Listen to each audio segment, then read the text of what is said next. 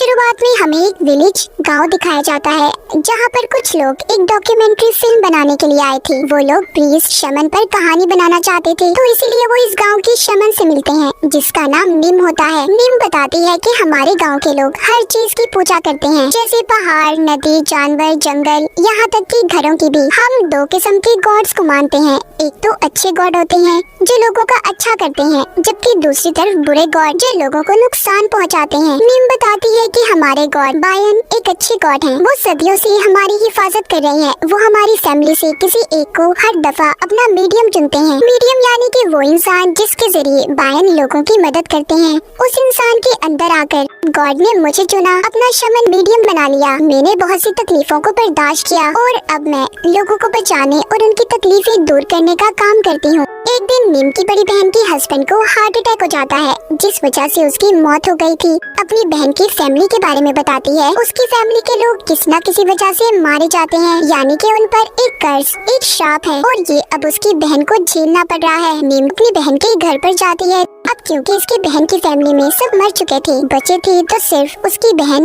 और बहन की बेटी, जिसका नाम मिंक होता है। मिंक का रवैया निम को बिल्कुल अच्छा नहीं लगता, क्योंकि उसे बात बात पर गुस्सा जाता था। एक रात जब निम मिंक को आवाज देती है, उसे बुला रही थी, मगर मिंक उसे कोई जवाब नहीं देती। तभी निम की नजर मिंक पर जाती है, जो लगातार एक अंधी बुरी औरत को घूर रही थी। जब सुबह होती है तो ये सब लोग देखते हैं उस बुरी औरत की मौत हो चुकी थी। ये सब देखकर निम को अपनी बहन की बेटी मिंक के अंदर कुछ अजीब लग रहा था, इसीलिए अगले दिन वो दोबारा अपनी बहन के घर आती है और मिंक के कमरे से कुछ ढूंढने लगी थी। तो तलाशी लेने पर उसे मिंक की अलमारी से कुछ ऐसा सामान मिलता है जिससे भूत प्रेत से बचा जा सकता था। तभी अचानक से मिंक आ गई थी, जिसने उनसे वो सारा सामान ले लिया था और उन्हें यहाँ से जाने का कहती है। ये सब देखकर निम अपनी बहन से पूछती है कि आखिर तुम्हारे घर में चल क्या रहा है, बताओ मुझे, कुछ तो गड़बड़ है। जिस पर उसकी बहन जवाब देती है कुछ नहीं, और निम को अपने घर से जाने का कहती है। और अब निम अपनी बहन के घर से वापस आ गई थी। डॉक्यूमेंट्री की टीम निम से पूछती है आखिर मिंक के कमरे में भूत प्रेत को भगाने का सामान क्यों था। निम कहती है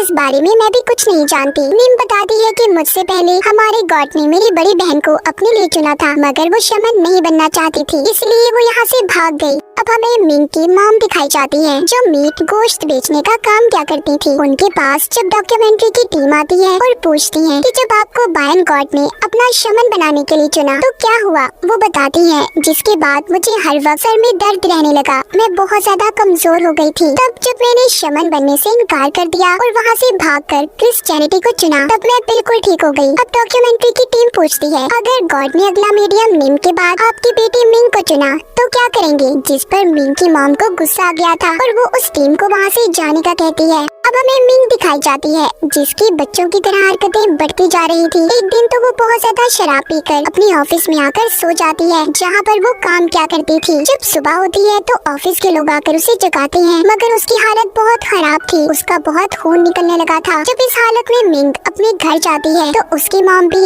ऐसी हालत देखकर परेशान हो गई थी। मिंक की मॉम अपने भाई से जब बात करती है और सब कुछ बताती है, तो उनका भाई कहता है मुझे लगता है मिंक के साथ ये सब कुछ इसलिए हो रहा है, हमारे गॉड उसे अपना अगला मीडियम चुनना चाहते हैं, तुम्हें इस बात की इजाजत दे देनी चाहिए। उधर मिंक के बॉस ने भी उसे ऑफिस से निकाल दिया था, क्योंकि मिंक रोजाना ऑफिस बंद होने के बाद वहाँ पर जाकर गलत हरकतें क्या करती थी, जिसका पता बॉस को कैमरा रिकॉर्डिंग में चलता है। मिंक भी अब इन सब चीजों से बहुत ज्यादा तंग आ चुकी थी। एक दिन तो मिंक खुद को मारने की भी कोशिश करती है, मगर जल्द ही उसकी मॉम ने उसे देख लिया था और बचाकर हॉस्पिटल ले आती है। जब निम हॉस्पिटल में मिंक से मिलने आती है तो निम की बहन उसे बताती है कि मिंक के साथ सब कुछ वही हो रहा है जो तुम्हारे और मेरे साथ हुआ था, जब हमारे गॉड ने हमें शमन बनाने के लिए अपना मीडियम चुना था। सब बातें सुनकर निम कहती है नहीं, ये बायन गॉड की आत्मा नहीं बल्कि कोई बुरी ताकत है जिसने हमारी मिंक पर कब्जा कर लिया है। इन सब बातों के बारे में और पता करने के लिए निम दोबारा से अपनी बहन के घर पर जाती है, तो उसे वहाँ पर आकर एक और बात पता चलती है। जैसे कि हमें कहानी के शुरू में बताया गया था, निम की बहन की फैमिली के लोग बेवजह मारे जाते थे, तो यहाँ पर निम को पता चलता है कि उसकी बहन के बेटे की मौत किसी हादसे की वजह से नहीं बल्कि उसने अपनी जान खुद ली थी। अब ये उस जगह पर जाती है जहाँ पर इसकी बहन के बेटे ने खुद को मारा था। ये उस जगह पर जाकर उसकी आत्मा को बुलाकर पूछती है कि तुम अपनी बहन को क्यों तंग कर रहे हो, मगर वहाँ से उसे कोई जवाब नहीं मिलता। तभी निम वहाँ पर अब रिचुअल जादू करने लगती है। उधर दूसरी तरफ नीम की बहन अपनी बेटी मिंग को एक प्रीस्ट के पास ले जाती है और पूजा करवाने लगती है। तभी वहाँ पर नीम आ गई थी, जो सब चीजों को रोक कर कहती है, तुम जानती भी हो तुम क्या करने वाली थी। ये सब देखकर मिंग को गुस्सा आ गया था। वो वहाँ से भाग जाती है। वो भाग कर न जाने कहाँ चली गई थी। सब लोग उसे बहुत ढूंढते हैं मगर उसका कहीं पर पता नहीं चलता। जिसके बाद मिंग की मॉम अपने भाई को लेकर पुलिस स्टेशन उसकी रिपोर्ट लिखवाने जाती है। नीम अपनी बहन से कहती है कि उसने बायन गॉड को ठुकराकर प्रिंस जेनेटी को अपने लिए चुना था, तो क्या पता हमारे गॉड उनसे नाराज हो। तुम्हें उनसे माफी मांग लेनी चाहिए, जिससे सब कुछ ठीक हो सकता है। क्या पता तुम्हारी बेटी भी ठीक हो जाए। नीम की बहन उसकी बात को मानकर गॉड से माफी मांग लेती है। अब नीम दोबारा से मिंग के कमरे की तलाशी लेती है, जहाँ पर उसे बहुत सा गंदा सामान मिला था और इसी की वजह से मिंग का दिमाग गलत काली ताकतों ने कंट्रोल में किया था। अब इस सारे सामान को लेकर नीम उसी जगह पर रिचुअल जादू करती है, जहाँ पर उसकी बहन के बेटे ने अपनी जान दी थी। वहीं पर दूसरी तरफ मिंग की मॉम को पुलिस बताती है कि मिंग ने भागकर एक कैब गाड़ी बुक करवाई थी और खुद को एक सुनसान जंगल के रास्ते में छोड़ने का कहा। वो गाड़ी का ड्राइवर जब उसे छोड़कर जाने लगा तो उस जगह पर हर जगह मिंग ही दिखाई दे रही थी और ये सब कुछ उस गाड़ी के कैमरा में रिकॉर्ड था। एक रोज अब मिंग के भाई की आत्मा से नीम की बात होती है, जो बताता है कि इन सब के पीछे उसका कोई हाथ नहीं है। साथ ही वो ये भी बताता है कि अभी इस वक्त उसकी बहन मिंग कहाँ पर होगी। जब नीम बताए हुए पते पर जाती है तो वहाँ पर उसे जंगल के दरमियान एक सुनसान घर दिखाई देता है। जब उस घर के अंदर जाती है तो वहाँ पर मिंग उसे बुरी हालत में बेहोश मिली थी। वो जल्दी से उसे हॉस्पिटल ले आई थी और फिर अपने गॉड के पास उसके लिए दुआ करने जाती है, जहाँ पर जाकर नीम को पता चलता है कि उनके गॉड की बनाई हुई मूर्ति का सर जिस्म से अलग था। सब देखने के बाद नीम दोबारा अपनी बहन के घर जाती है और मिंग के अंदर आई हुई काली ताकत से पूछती है कि आखिर तुम कौन हो और कहाँ से आई हो। जिस पर मिंग उसे जवाब देती है कि तुम शमन हो ना, खुद ही पता कर लो मैं कौन हूँ। ये सब देखकर नीम अब उसे अपने मास्टर प्रीस्ट के पास लेकर जाती है ताकि वो उसका इलाज करवा सके और बता सके कि आखिर मिंग के अंदर क्या चीज है। वो मास्टर प्रीस्ट बताते हैं कि मिंग के अंदर बहुत सारी आत्माएं हैं और इंसानों की ही नहीं बल्कि जानवरों की भी। हमें इसीलिए बहुत बड़ा रिचुअल करना होगा जिससे हम उन सभी आत्माओं को कैद कर सकते हैं और ये हम उसी जगह पर करेंगे जहाँ पर तुम्हें मिंग पे होश मिली थी। मिंग की मॉम उनसे पूछती है कि हमारे साथ ये सब कुछ क्यों हो रहा है। वो मास्टर बताते हैं कि तुम्हारे हस्बैंड के दादा पर दादा ने बहुत मासूम लोगों की गर्दनों को काट दिया था और ऊपर से फिर तुमने बायन गॉड को ठुकराकर उस इंसान से शादी कर ली जिसकी सारी फैमिली पर कर्ज श्राप था और अब इन सब चीजों का असर साफ तुम्हारी बेटी पर नजर आ रहा है। नीम अपनी बहन को समझाती है कि हमें कुछ तो करना होगा। नीम की मॉम ये सब बातें डॉक्यूमेंट्री टीम को बता रही थी। वो आगे बताती है कि जब मैं सुबह को उठती हूँ तो मेरा सारा घर बिखरा होता है, हर चीज अपनी जगह से अलग होती है। अब इन सब के बारे में जानने के लिए कि रात को ऐसा क्या होता था, डॉक्यूमेंट्री की टीम मिंग के घर पर कैमरास को लगवा देती है। कैमरे से इन्हें ये पता चल गया था कि सब कुछ मिंग की किया करती थी। वो देखते हैं कि वो फ्रिज से कच्चा गोश्त निकालकर खा जाती है। एक रात तो मिंग अपनी मॉम के भाई के बच्चे को उठाकर खेतों में ले गई थी, मगर जल्दी उन्हें वो बच्चा तो नीचे गिरा हुआ मिल गया था। तभी अचानक से मिंग आकर अपनी मॉम के भाई पर चाकू से हमला कर देती है। तभी यहाँ पर कैमरामैन और उसकी मॉम आकर अपने भाई को बचा लेती है।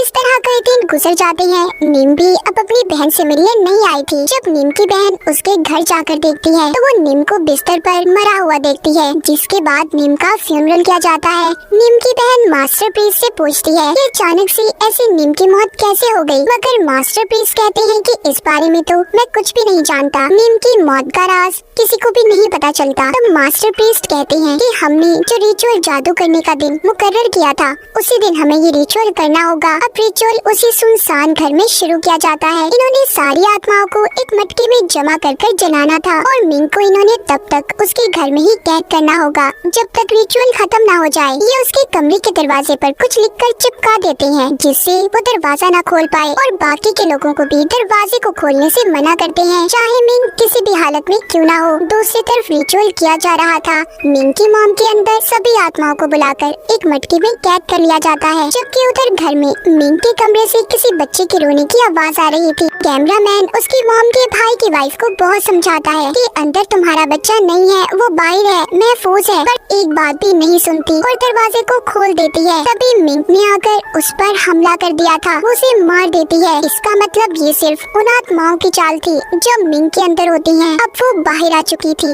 मास्टर प्रीस्ट जब रिचुअल खत्म करके आत्माओं को कैद करके मटके में ले जा रहे थे तो वो भी सीढ़ियों से नीचे गिर जाते हैं, जिस वजह से उनकी भी मौत हो गई थी और वो मटका भी टूट जाता है, जिससे सभी आत्माएं दोबारा से आजाद हो चुकी थी। अब वो आत्माएं उन सभी लोगों के अंदर चली जाती हैं जो मास्टर के साथ रिचुअल कर रहे थे। वहाँ पर एक आदमी कैमरामैन को भी मारकर उसे कच्चा चबाकर खा जाता है। दूसरी तरफ दिखाया जाता है मिंग भी अब आजाद हो चुकी थी। उसके अंदर की खतरनाक आत्माएं उसकी मॉम के भाई के बच्चे को जिंदा खा जाती हैं और फिर मिंग ने उस कैमरामैन को भी मार दिया था जो उसके घर में था। उधर रिचुअल की जगह पर मिंग की मॉम भी जोर जोर से हंसने लगी थी और अपने भाई से कहती है कि मुझे बाइन गॉड का इशारा मिला है, मैं सब कुछ ठीक कर लूंगी। वो बहुत सी अगरबत्तियों को उल्टा लगाकर कुछ पढ़ने लगती है, जिससे वहाँ पर सभी लोग पागल हो गए थे और एक दूसरे को मारने लगते हैं। तब यहाँ पर मिंग भी आ गई थी। उसकी मॉम अपनी बेटी के सर पर हाथ रख के पूछती है कि बताओ तुम लोग कौन हो और मेरी बेटी के पीछे क्यों पड़े हो। तभी मिंग के अंदर से आवाज आती है कि कोई भी नहीं बचेगा। उसने अपनी मॉम को भी तेल डालकर जिंदा जला दिया था। अब बस आखिर में इस डॉक्यूमेंट्री को रिकॉर्ड करने वाला कैमरामैन बचा था, उसे भी मिंग मार देती है, जिस वजह से उसका कैमरा नीचे गिर गया था। उसके कैमरा में आखिरी रिकॉर्ड वीडियो के मुताबिक हमें दिखाया जाता है कि निम जब बायन की पूजा कर रही थी तो अचानक से